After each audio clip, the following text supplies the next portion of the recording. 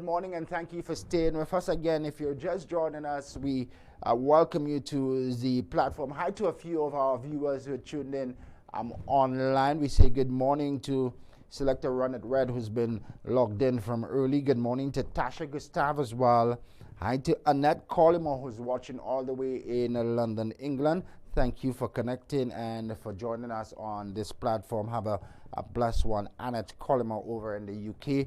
And we say good morning as well to Jade JD. I hope I got it right. Catherine, Stanislas Popo, and the entire gang who's always tuned in online.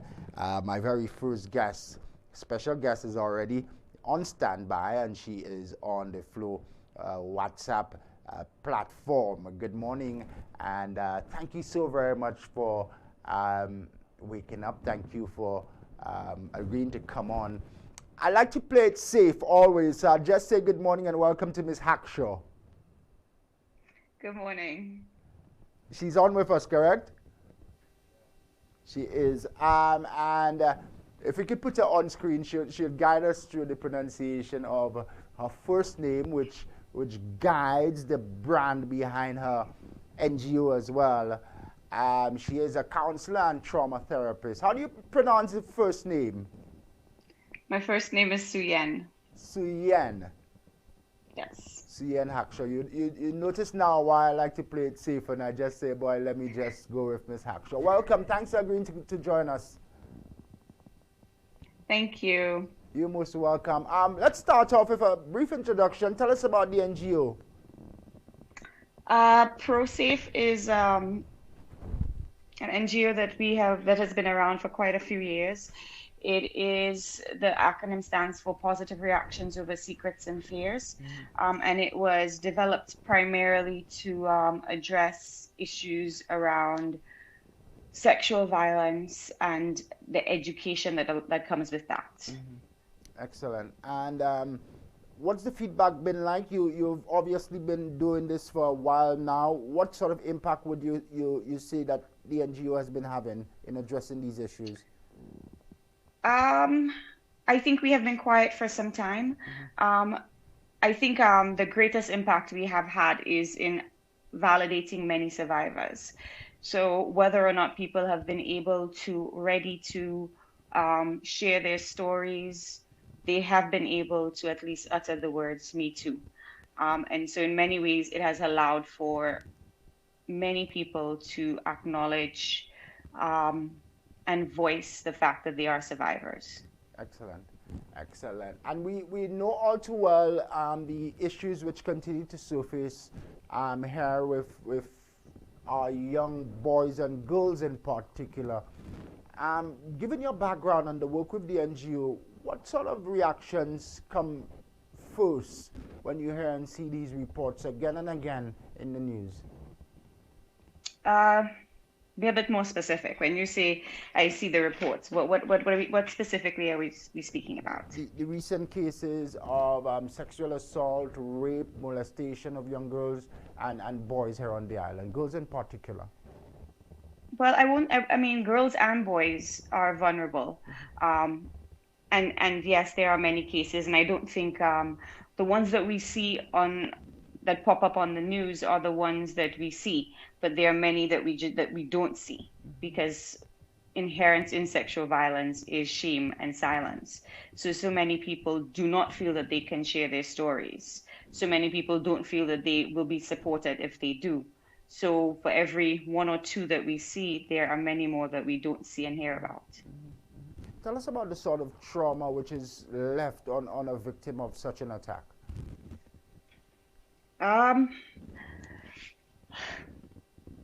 So the reality is, when you live through an experience where sexual violence is the core injury, you are left with, there's so many aspects of your being that is affected.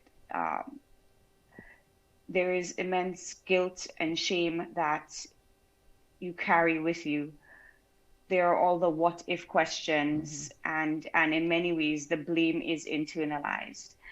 And because the blame is internalized, and in many ways society, it is changing slowly, but in many ways society has created a space where the victim is the one constantly on trial. So it doesn't create the space where you feel you can come and share your story.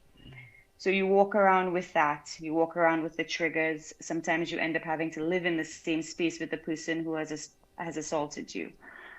It affects your self-esteem, your self-confidence. It affects the way that you view and connect with your body.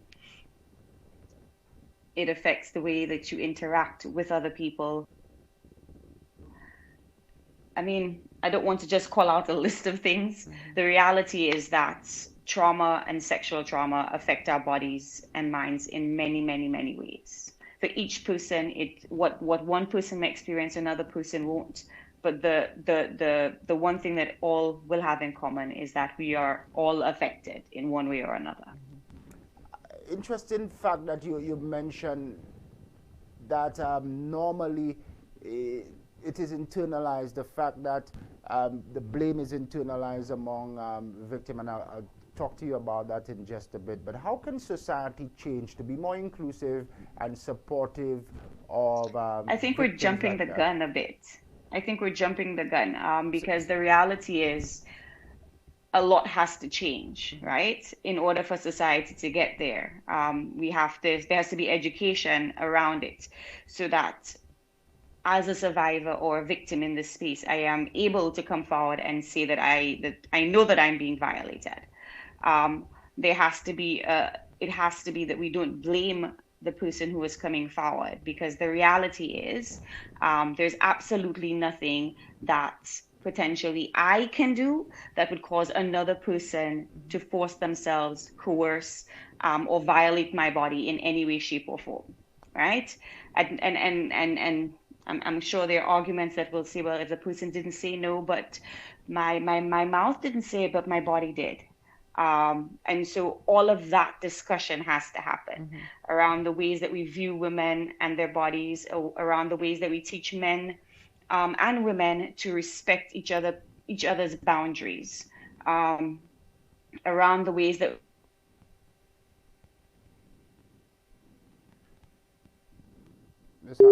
Ms. Hackshaw, a very special guest on this first interview. We have a suite of them which we will connect you with throughout the course of the program. We go up until 9. She should be back on with us momentarily, just disconnecting for a moment there. Let's hold on for a minute or so and see if she will reconnect. We're talking trauma and the impact that sexual assault in particular. Okay, we will have to try to reconnect her again. So let's try to do that quickly. Souyenne Hackshaw, who is a counselor and therapist as well, coming in on the discussion. Very important discourse. We will try our reconnection right now. Later on this morning, we make the journey over to Egypt, where we have an exclusive interview lined up with the Honorable Sean Edward, who is the Minister for Sustainable Development, who is over there. You're back on with us? I am. Yes, you were saying that most times society jumps the gun and we're not supportive. No, I said. Go ahead. I said the question that you asked is jumping the gun, and I said the reality is before we can get to a space where society appreciates what is happening, we first have to. There has to be education about it. There has to be empathy around it. There has to be a teaching and an embracing of what a boundary looks like. There has to be accountability around it. And so a lot of that has to happen before we can even get society to appreciate what is happening, because there is no education about what sexual violence looks like, which in many ways leaves people questioning at times whether or not the thing that felt uncomfortable is a bad thing, especially if it happens where it is a family member or somebody in authority that perpetrates the act. So there has to be education around all of it. Yeah. Then there has to be empathy for the survivor, because the reality is I didn't cause somebody to rape me or to sexually violate me. That person made a decision to ignore and violate my boundaries. There has to be accountability. And so it cannot be that this person is whoever they are, and that is why that it's so shocking that they could have committed this crime. So it must be that the child did something to entice them. Because then the question becomes, where is our willpower, and at what point do you again hold the person accountable and say, well, this is a child, so regardless of whatever was done, how do you now use that as the excuse for your actions? And as society, how do we accept that as an excuse for an action? The empathy for the victims and the survivors, and also accountability for the perpetrators, I think we can both agree that it goes back to how society reacts and responds. But Right, but there's an education that right, needs to happen. That's what I'm that's where saying. I was going. The Yeah. education now. Where does it start for you, in the household or at the school level? Where do we I start? think it's everywhere.